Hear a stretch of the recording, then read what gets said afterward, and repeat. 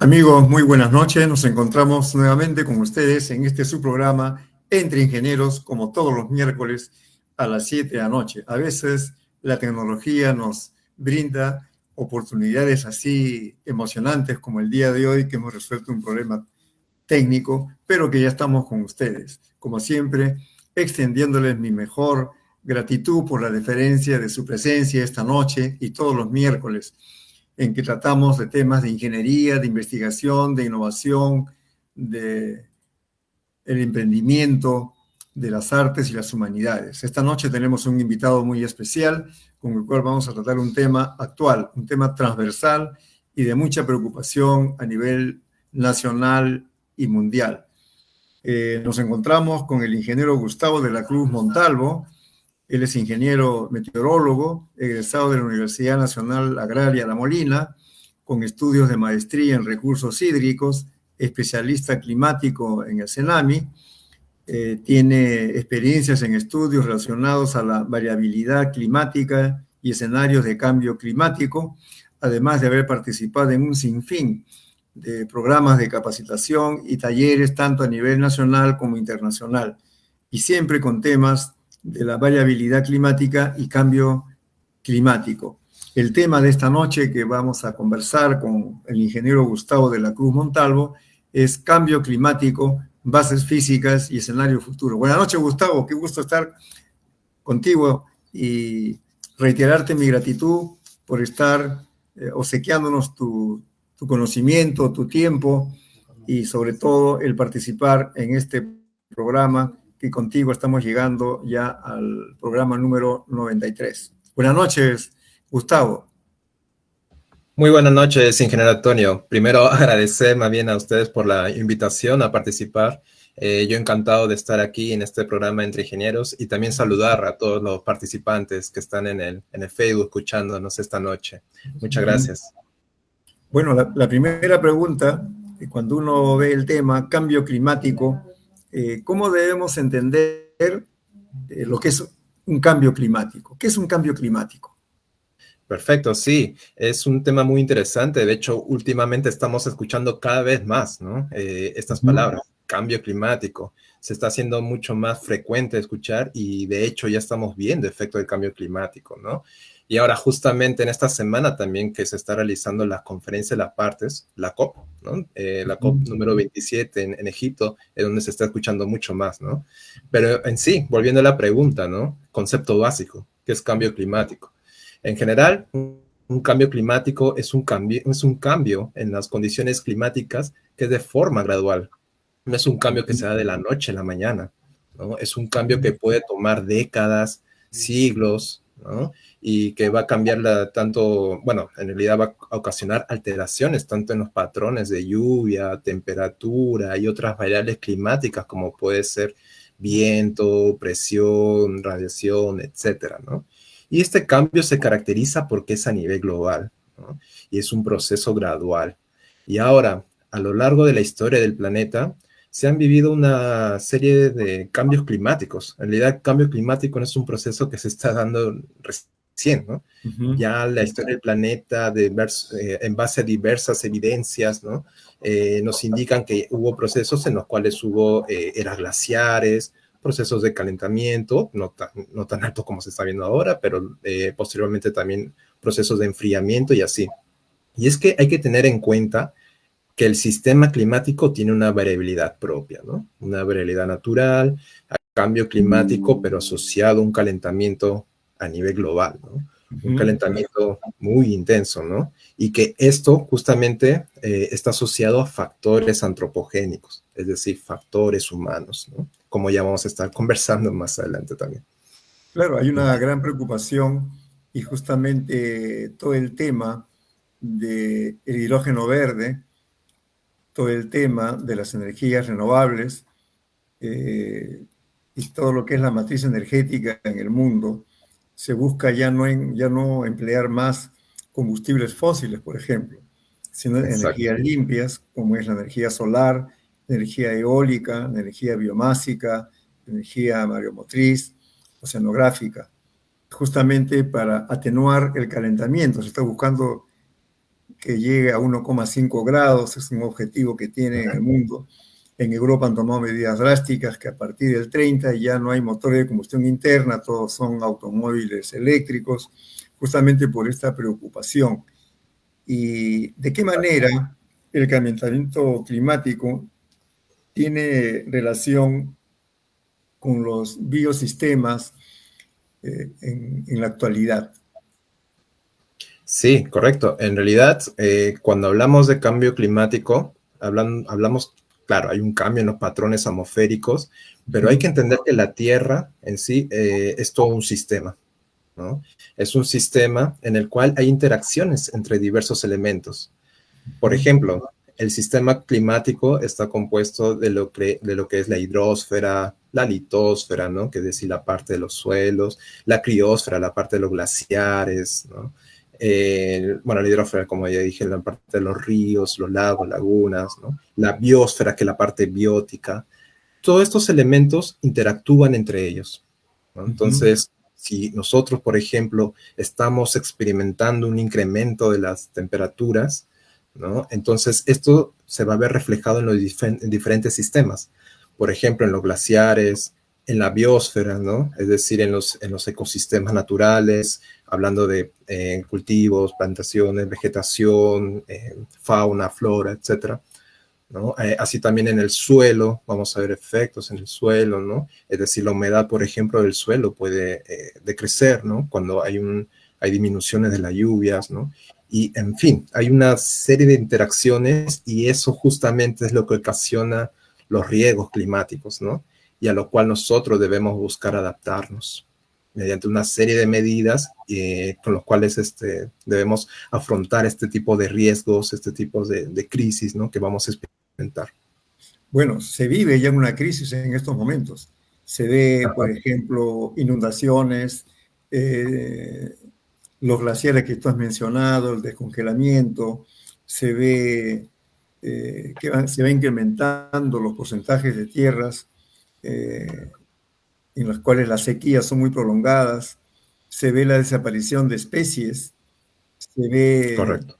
De pronto hasta nuevas enfermedades para las personas, en fin, el aumento del nivel del océano y una serie de cambios que seguramente se estaban dando o existían, pero con una velocidad mucho más baja que la que ahora se está observando.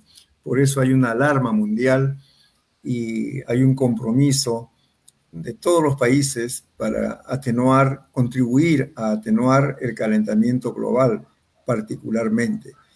Dime, Gustavo, ¿cómo se miden o a través de qué instrumentos se miden estos cambios climáticos? ¿Qué áreas de la meteorología o de las ciencias se encargan específicamente de poder monitorear en el tiempo estos cambios que son como una luz ámbar y que nos dicen, oye, cuidado, cuidado, cuidado? ¿Cómo es eso, Gustavo? Correcto, sí. Primero, hay que tener en cuenta que para hacer investigación o estudiar el cambio climático, hay que hacerlo en base a dos aspectos, ¿no? A dos partes principales. Uno es encontrar evidencias, es decir, ver, por ejemplo, registros de temperatura, precipitaciones durante las últimas décadas, la mayor cantidad de datos que se tengan, ¿no? Hay que tener en cuenta que las variables meteorológicas se registran en base a instrumentos, mediciones que se toman de forma diaria, ¿no? Y si estos registros son largos, por ejemplo, 40, 50 años, en base a ello, a estos registros históricos, podemos identificar si hay un cambio en nuestro clima, ¿no? Lógicamente, lo ideal sería que tengamos mucho más registros, ¿no? Por ejemplo, hay países de Europa que tienen datos desde 1900, ¿no? Es decir, de inicio del siglo, ¿no? Bueno, en el caso peruano, por ejemplo, nuestros registros están a partir del año 1965 aproximadamente, ¿no? Entonces, desde 1965 podemos tener registros de tanto de precipitaciones, lluvias como temperatura, ¿no? Y en base a ello, a técnicas estadísticas, ¿no? Se puede encontrar evidencias, si hay cambios o no, las tendencias de incremento de las temperaturas, disminuciones de las precipitaciones, en fin. O sea, hay un trabajo, perdón, hay un trabajo prospectivo respecto de ello. Ajá, exacto, ¿no? Entonces, por ejemplo, no sé si me permiten proyectar Claro, una lámina para ¿ya? ver más o menos, a ver. En el caso de a ver, vamos a ver. Perfecto. Veamos esta gráfica, ¿no? Que es muy interesante. Y esto es, por ejemplo, una estimación, ¿no? Una estimación de las anomalías de las temperaturas para cada año, empezando desde 1880 hasta años ya mucho más recientes, ¿no? Como se Interesante. puede ver acá. Exacto. Entonces, esto es en base a registros, ¿no? Es decir, a registros históricos tomados a nivel global, ¿no? Se estima cuánto es la anomalía, ¿no? Es decir, cuánto es la desviación con respecto a sus condiciones normales, ¿no? Y podemos observar, por ejemplo, que a partir del año 1880 hay anomalías más frías, ¿no? Hay una variabilidad natural, es decir, hay periodos un poco más cálidos, más fríos, ¿no? Pero ya cuando nos centramos a partir del año 1940 en adelante, estamos viendo un considerable incremento de las temperaturas, ¿no? Como podemos observar acá. Entonces, estas mediciones en el periodo histórico son de vital importancia, ¿no? Es por eso que la base de todas las investigaciones relacionadas al cambio climático y en general a meteorología, clima y a cualquier ciencia de la Tierra está enfocada en los datos, ¿no? En los datos, en los registros, ¿no? Para de esta forma nosotros poder estudiar. Y este tipo de análisis es lo que nosotros llamamos como el análisis del clima histórico, ¿no? Vemos que la temperatura tiene una propia variabilidad natural, como mencionaba, hay periodos más cálidos, más fríos, ¿no? Pero si vemos el patrón general, ¿no? Es decir, todo el registro histórico, estamos viendo que hay una clara tendencia de incremento, ¿no? Y actualmente ya se estima alrededor de 1 grado de incremento a nivel global, ¿no? Con respecto a valores preindustriales, ¿no? Entonces, es evidente la señal de cambio climático, ¿no? Esa es solo una parte para estudiar el cambio climático. Ahora, con toda esta data de 1880 hasta el 2020, me imagino que estamos en estos momentos en pleno desarrollo de la cuarta revolución, la transformación digital, y aparece el tema de la inteligencia artificial. Entonces, con tanta información captada en diferentes lugares del mundo, imagino que la inteligencia artificial, el machine learning y todas esas herramientas se emplean para poder pronosticar, prever y poder eh, tomar algunas medidas que puedan atenuar este calentamiento. ¿Cómo es ese tema, Gustavo? Sí, de hecho, ya últimamente se está escuchando bastante lo que es el tema de inteligencia artificial, ¿no? En sí, este tipo de técnicas nos ayudan bastante a nosotros para poder hacer predicciones. En el caso de lo que es meteorología, nos ayuda bastante para hacer la predicción a muy corto plazo, ¿no? Es decir, a escala de horas, por ejemplo, en base al reconocimiento de patrones, ¿no? En el periodo histórico nos ayuda a nosotros a estimar, ¿no? Cuál va a ser la predicción a escala de horas o hasta días inclusive. Pero en el caso de cambio climático, ya hay investigaciones, hay artículos, el cual poco a poco están saliendo, que nos sirven, están siendo de utilidad para estimar escenarios climáticos, ¿no? Es decir, por ejemplo, hay técnicas de aprendizaje profundo, deep learning, ¿no? Con los cuales uno puede generar información climática, estimaciones, ¿no? Es decir, modelos climáticos a futuro para las próximas décadas, ¿no? Estamos hablando hacia el año 2040, 2050, inclusive hasta fines del siglo, ¿no? Son escenarios climáticos, ¿no? Entonces, es decir, todas estas herramientas que están saliendo poco a poco y van apoyándonos a nosotros, ¿no? Para generar estimaciones, para poder analizar, ¿no? Y además, tienen bastante futuro, ¿no? De hecho, ya inteligencia artificial ya ha venido para quedarse y hay que seguir explotando más estas técnicas, ¿no? Cuando uno habla del cambio climático, es correcto poder determinar qué zonas del planeta están más calientes que otras. ¿Hay una tendencia o es indiferente? ¿Cómo es ese tema? Por supuesto, hay regiones que se calientan más, regiones que se calientan menos, y para ello quizás puedo apoyarme de una figura para que sea más ilustrativo la explicación. En el Ujú. caso de lo que es cambio climático, ¿no? El panel intergubernamental de cambio climático, que es el grupo, ¿no? Bueno, está conformado por un grupo de científicos que compila toda la información científica, ¿no? Relacionada al cambio climático, los últimos avances, evidencias que se tiene y que emiten informes, ¿no? De hecho, el año pasado emitió el 6º informe de lo que es el panel intergubernamental de cambio climático, y en el cual se muestran las últimas evidencias que dicen los últimos escenarios a futuro, ¿no? Y justamente en base a ello, ¿no? Una de las figuras muy interesantes, ¿no? Que ellos han mostrado en su 6º informe es cómo cambiaría la temperatura o las precipitaciones o lluvias a futuro en base a distintos escenarios, ¿no? Por ejemplo, miremos en la parte superior, ¿no? Estos son los cambios promedio de temperatura bajo distintos niveles de calentamiento. Y como usted, Claro. ingeniero, mencionaba, ¿no? La meta, al menos en el marco del Acuerdo de París, se estableció de que deberíamos llegar máximo a 2 grados, ¿no? Y si es posible a Ujú. 1,5 grados de calentamiento, ¿no? Entonces, para esos valores de calentamiento a nivel global, igual veríamos calentamientos que son heterogéneos, ¿no? A nivel mundial, ¿no? Por ejemplo, la zona del Ártico se calienta mucho más que en la Antártida, ¿no? Hay Ujú. zonas continentales donde se calientan mucho más, ¿no? Es decir, hay un calentamiento heterogéneo, pero al final todo el planeta se calienta, ¿no? En algunos lugares más, en algunos lugares menos, ¿no?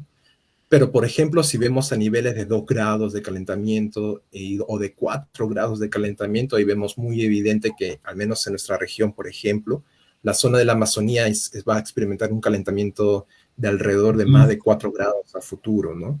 Y esto de acá es algo preocupante, ¿no? En Claro. el caso de sí, en el caso de las lluvias, por ejemplo, ¿no? Las coloraciones verdes indican incremento de las precipitaciones, coloraciones amarillas, marrones indican disminuciones, ¿no?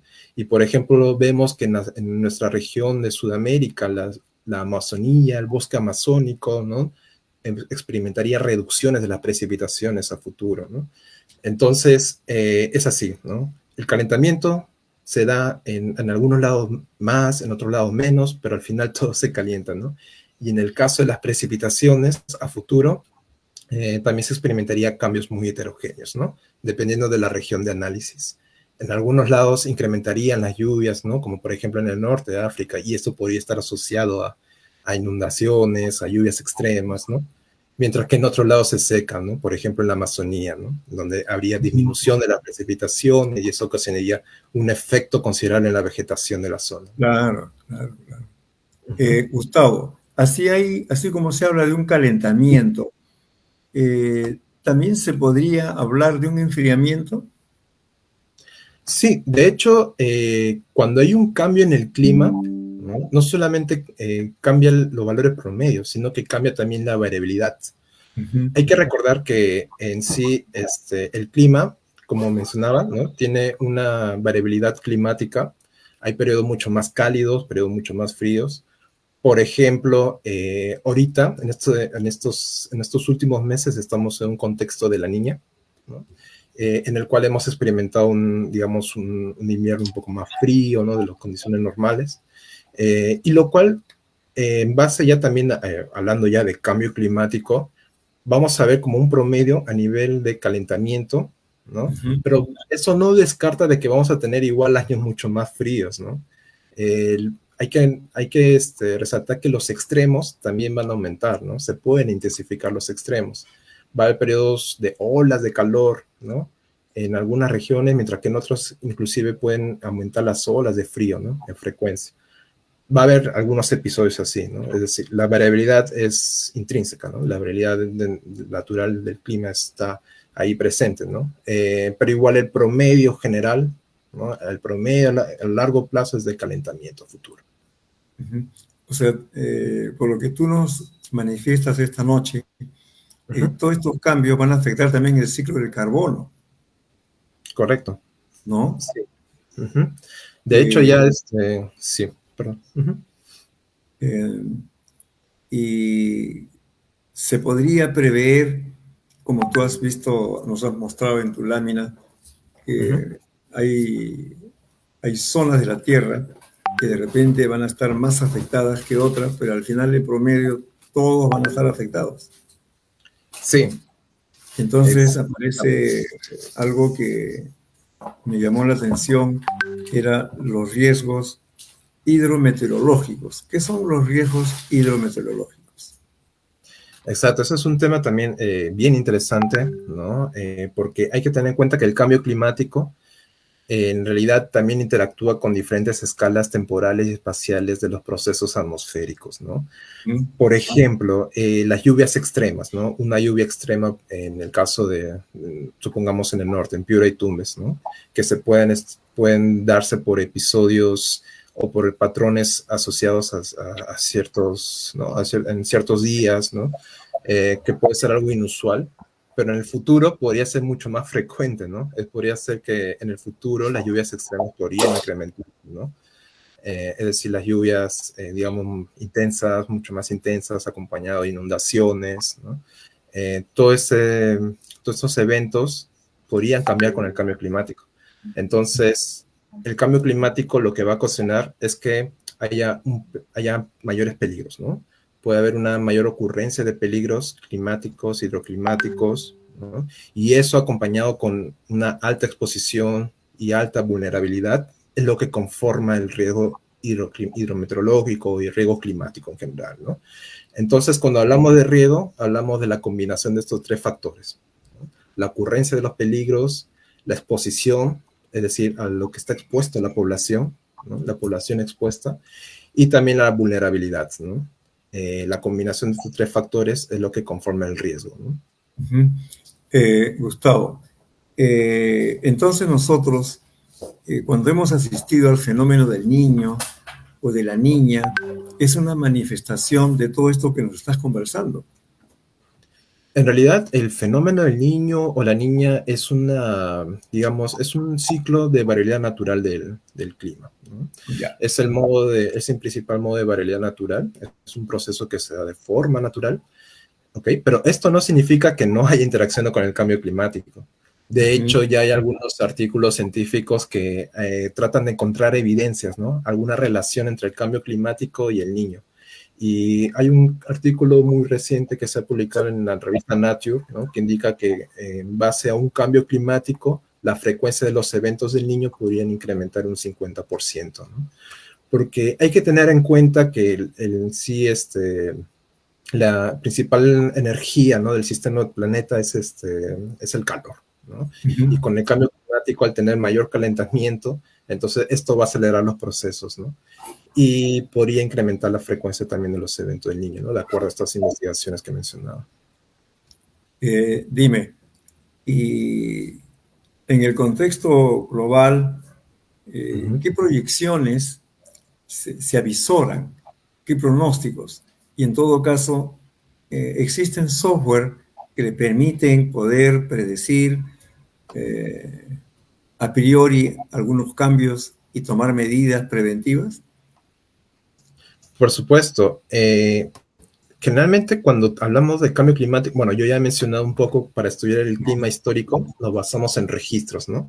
En registros en datos tomados en distintos lugares del mundo, en base a estaciones.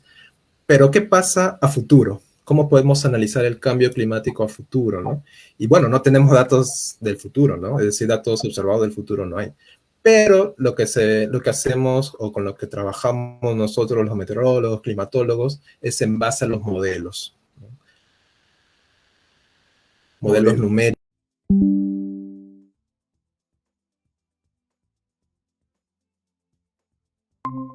Posible, científica, ¿no? En base a sus informes, sus reportes, ¿no?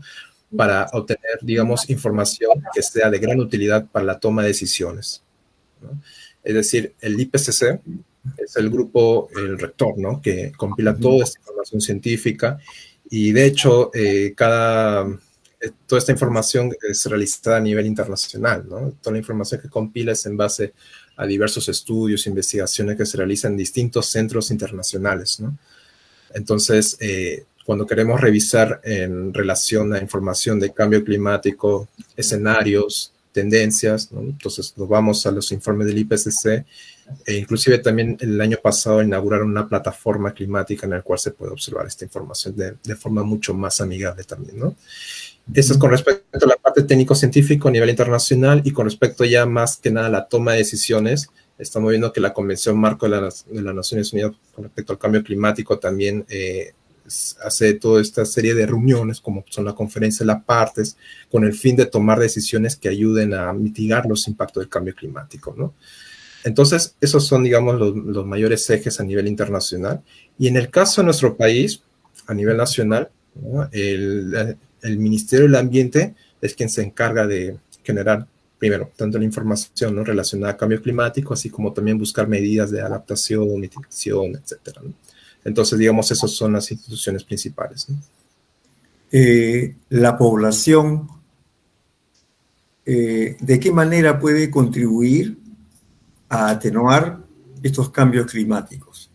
Porque probablemente personas no tienen un concepto claro todavía y no se han dado cuenta de la trascendencia que tiene cuando hacen un mal manejo, por ejemplo, de los residuos sólidos, y vemos que la basura la queman.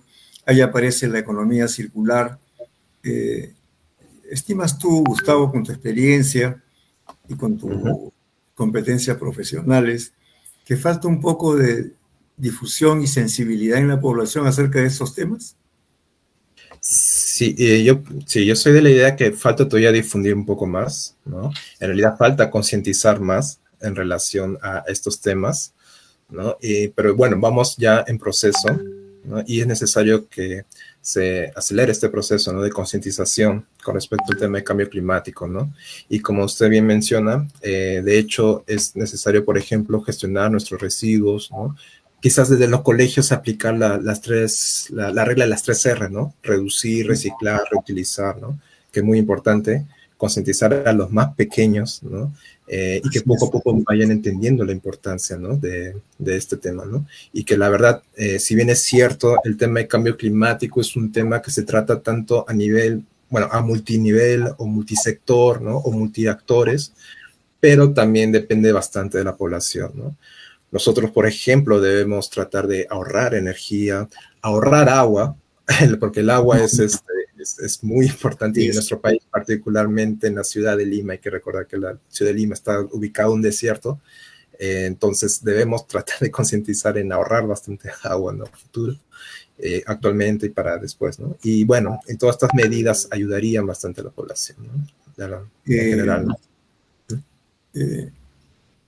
Hablando de nuestro país, ¿hay una política de Estado respecto a todos estos temas que tú nos estás haciendo conocer, o no hay una política de Estado que permita que un gobernante que entre, no interesando quién sea, sino se prosiga con medidas, con programas de difusión, de educación, con mayor especialización? Por ejemplo, la especialidad que tú tienes de meteorología, de meteorólogo, ingeniero meteorólogo, faltan más especialistas en esa rama. Sí, correcto. En realidad,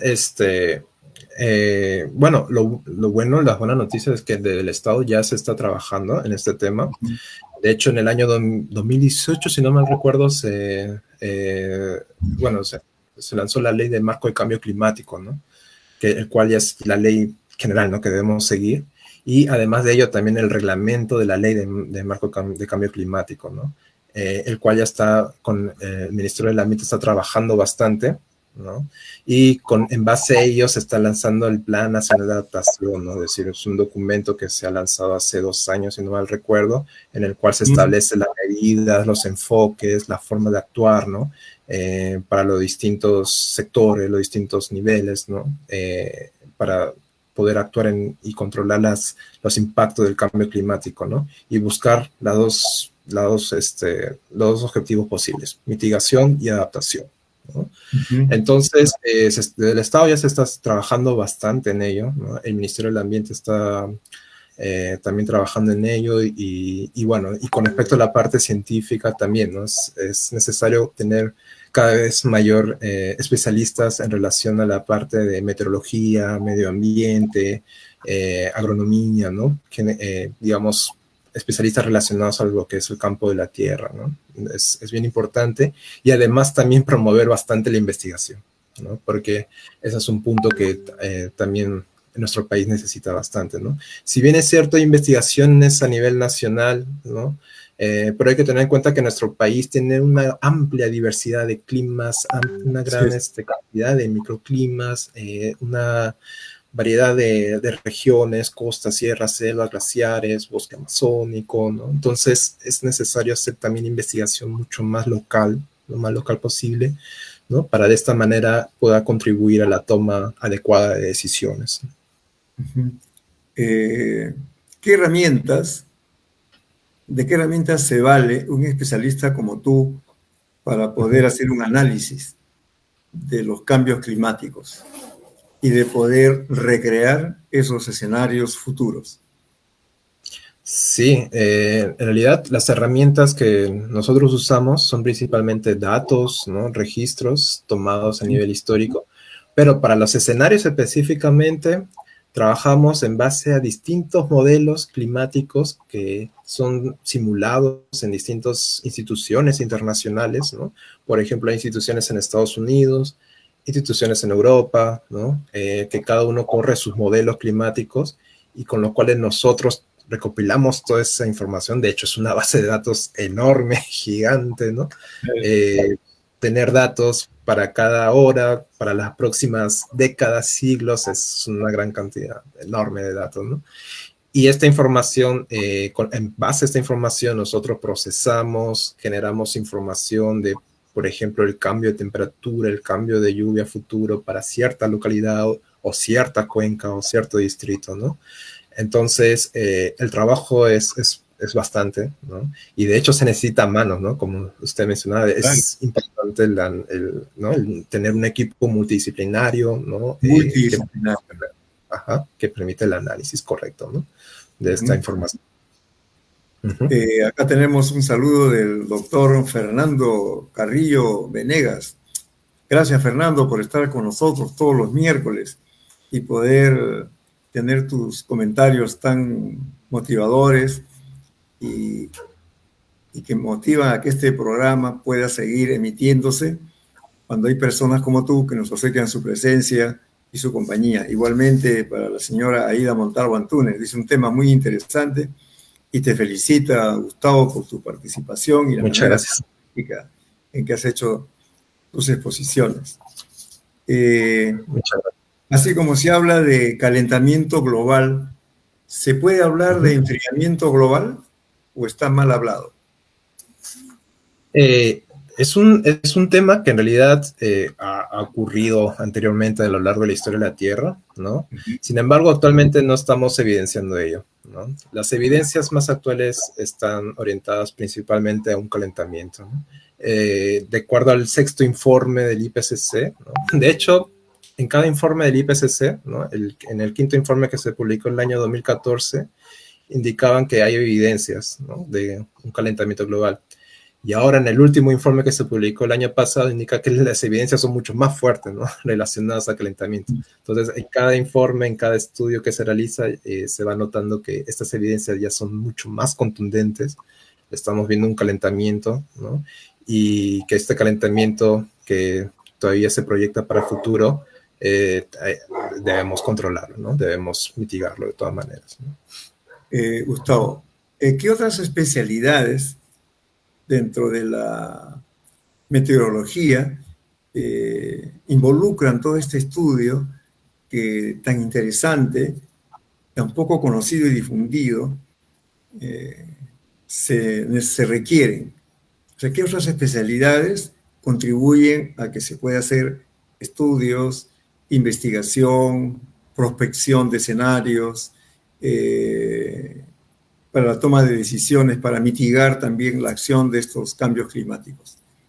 ¿Todas las especialidades o hay especialidades específicas?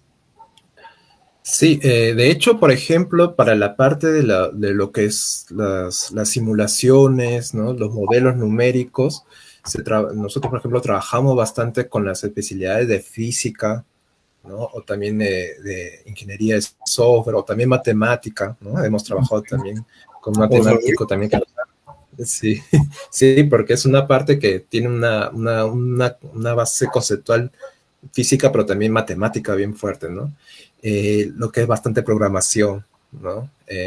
Entonces, todo lo que es cómputo, matemática, estadística, ¿no? Con ellos también trabajamos bastante física. Y también para la parte de análisis, ¿no? Ahí sí requerimos también un equipo que esté orientado básicamente a lo que son ciencias de la Tierra, ¿no? Por ejemplo, la parte de ingeniería ambiental, ¿no? Los hidrólogos también nos ayudan bastante en esos análisis, ¿no? Lo que están los intentando. geólogos Geólogos también, por supuesto. también. Por supuesto, nos ayudan bastante. De hecho, los geólogos también, cuando hacemos trabajos de campo, en la parte de meteorología, nos ayudan un poco, bastante a reconocer, ¿no? Los tipos de suelo, ¿no? Cómo, dónde puede activarse la quebrada. Nos ayudan bastante estos análisis, ¿no? Y sí, también, ¿no? Los biólogos, lo que son de la parte de agronomía también, porque hay una componente importante de los impactos en los cultivos, ¿no? Ujú. Que es necesario analizarlo, ¿no? Lo que Bueno, son, en realidad es un impacto en cualquier actividad del ser humano, sí, en todos los sistemas. Ujú. porque En todos los sistemas. inclusive hasta afecta en las conductas y en las nuevas conductas que tiene que asumir toda una generación para poder adaptarse a estos cambios, porque es cuestión de sobrevivencia, ¿no? Correcto. Sí, correcto. Hay una parte social muy fuerte también, ¿no? Claro. Hay estudios que analizan la parte social, porque con el cambio climático también vamos a ver migraciones, ¿no? Ujú. Desplazamiento de la población, ¿no? Impactos en la parte económica, entonces sí, también es importante, Y ¿no? qué interesante todo este tema que hemos tratado esta noche. Ujú. Eh, ¿Qué países están a la vanguardia en este tipo de análisis, de estudios, de investigaciones y que son un referente para los demás? Sí, de hecho, Estados Unidos tiene bastantes investigaciones, ¿no? Analizan bastante. En Europa también, ¿no? En Europa hay laboratorios, hay universidades que corren estos modelos, ¿no? Que lo analizan, hacen simulaciones y justamente también nosotros tomamos como base esa información que ellos generan, ¿no? Porque lo bueno de ello es que estos datos de simulaciones climáticas es libre, ¿no? Está libre a nivel internacional y ellos no solamente corren sus datos y publican, sino que en base a ello también hacen artículos científicos, lo aplican a sus regiones, ¿no? Entonces, tanto como Europa, Estados Unidos, también algunos países de Asia están en la vanguardia en estos temas, ¿no? De hecho, acá en nuestro país también ya hemos estado generando, hace poco, el año pasado, hemos generado un estudio, ¿no? De Tsunami en relación a escenarios climáticos, ¿no? Pero usando Ujú. como información base la información que ellos generan y nosotros generamos información mucho más local, ¿no? O sea que en nuestro país el primer abastecedor de información es el tsunami. Exacto. En materia de cambio climático, escenarios climáticos, el Tsunami ya viene generando escenarios regionalizados, es decir, a escala mucho más local, desde el año 2009, ¿no? Ya tienen una serie, diferentes generaciones de escenarios climáticos y los últimos escenarios que se han generado se han elaborado el año pasado, ¿no? Escenarios hacia el 2050. Entonces, si por ejemplo cualquier especialista, cualquier ingeniero, ¿no? Cualquier persona muy interesada en conocer estos escenarios o que simplemente requieran para sus estudios o para tesis, investigaciones, pueden Ujú. consultar al CENAMI, ¿no? Pueden consultar CENAMI, acceder a la base de escenarios climáticos de temperatura y precipitaciones hacia el 2050, ¿no? Y bueno, también cualquier sector en realidad demanda esta información, ¿no? Entonces, esta información es libre y bueno, se puede hacer de forma muy, muy fácil, ¿no? Sí. En alguna oportunidad, el tsunami hizo un pronóstico que no se cumplió. Entonces hubo unas críticas hacia el tsunami y ahí aparecieron comentarios como que lo que hace el tsunami era extraordinario. ¿Y por qué era extraordinario? Porque tenía muchas limitaciones en cuanto al instrumental que se requiere para poder registrar la data de todas las variables que se requiere para dar un pronóstico. Y sin embargo, con esas limitaciones, el Senami podía brindar información bastante próxima, ¿no? Eso implica entonces que han pasado los años, este comentario es de hace muchos años, ¿cómo ha sido la adquisición de instrumental y la distribución a lo largo del país? Porque para tener una data hay que colocar diferentes instrumentos de temperatura, humedad, qué sé yo, para tener una información en tiempo real ahora a través de la digitalización, ¿no? ¿Cómo es ese tema, Gustavo? Sí, exacto. En realidad el Senami ha ido mejorando bastante en las precisiones de su pronóstico, y esto va de la mano también en el aumento de las estaciones, ¿no? De los registros de los datos a nivel nacional. En realidad, claro, desde el inicio era muy, muy escasa la cobertura de los datos, ¿no? Estábamos hablando de la década de los 60, 50, pero a partir de ahí ya empezaron a aumentar las estaciones, ¿no? Si bien es cierto, ahorita todavía nos falta bastante para cubrir. De hecho, por ejemplo, en la región amazónica todavía es difícil colocar una estación, más que nada por la accesibilidad, ¿no? Pero poco a poco ya va aumentando la cobertura, ¿no? Y se espera que en los próximos años esta cobertura de estaciones incremente, y no solamente estaciones meteorológicas, ¿no? Así como también en el Senami se utiliza otros tipos también de instrumentos, por ejemplo, son las imágenes satélite o los radares, ¿no? En realidad, para, por ejemplo, solamente elaborar un pronóstico, uno tiene que tener la mayor cantidad de información posible, ¿no? Así es. Para el monitoreo, tanto registro de datos, boyas también, por ejemplo, estaciones, etcétera. Y en base a ello, como ya poco a poco se está intentando aumentar la cobertura, va mejorando la precisión, ¿no? de los pronósticos. Bueno, Gustavo, en los programas en vivo siempre el tiempo es la variable que se va muy rápido. Y te quiero agradecer, reiterarte mi gratitud en nombre de todas las personas que nos siguen, porque muchos nos ven en vivo, como ahora, otros nos van a ver mañana, pasado, en las grabaciones, por diferentes factores laborales o de estudio. Pero ha sido una presencia diferente, eres un hombre joven, con mucha experiencia, y sobre todo con una capacidad para poder dar a conocer todos estos temas tan trascendentes y de impacto en la actualidad. Te agradezco, Gustavo, por tu voluntad, por tu tiempo y por la disposición de poder participar en este programa Entre Ingenieros. Tus palabras finales, Gustavo. No, al contrario, agradecerle a usted, ingeniero Antonio, y a todo el público que nos está escuchando, ¿no? Del Facebook. De hecho, espero que esto les haya ayudado un poco, ¿no? A conocer más del tema. Y también aprovecha el espacio, claro. esta oportunidad para invitarles a todo el público que está escuchando. Desde el viernes 11 hasta el domingo 13 va a haber una feria, Perú Conciencia, organizado por el Concitec, ¿no? En el cual va a haber stands, eventos, ¿no? Relacionados a lo que es ciencia y tecnología, ¿no? Están todos invitados, y bueno, el Senami también va a tener un stand, ¿no? Que inclusive ¿Dónde va a ser eso, Gustavo? En el Parque La Muralla. En el Parque La Muralla, empieza a las 9 hasta las 6, me parece que es. De las 9 de la mañana hasta las 9 de la tarde. Repíteme la fecha. Desde el viernes 11 hasta el domingo 13. Justamente este fin de semana. Ahí estaremos, de todas maneras. Nos sí, encontraremos ahí. ¿Ah? De todas maneras, sí, yo tengo unos horarios por ahí, así que fácil nos vamos a coincidir, ¿no? Y así como cenar. ¿Cómo se llama el evento? Perú Conciencia. Perú Conciencia.